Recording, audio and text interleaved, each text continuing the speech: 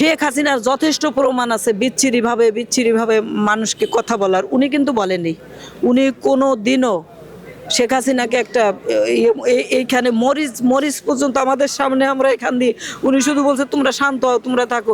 মরিচ স্প্রে পর্যন্ত করছে যাতে আমরা সরে যাই, আমরা এখান থেকে সরে যাই। কি অত্যাচারটা! এইখানে কারেন্ট ছিল না, পানি ছিল না।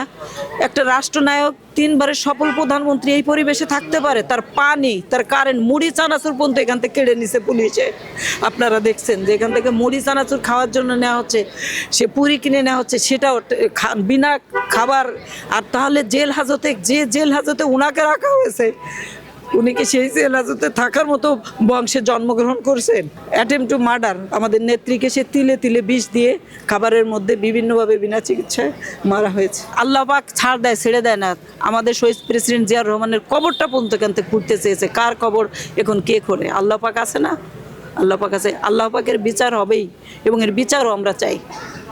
আমাদের এই ম্যাডামের এই অকালেই আমরা মনে হয় যে, আমি মনে করি যে হারাইলাম। কারোর মতো কেউ হয় না বাংলাদেশে। যদি বিশিষ্টজনের মধ্যে 10 জন থাকে, উনি একজন।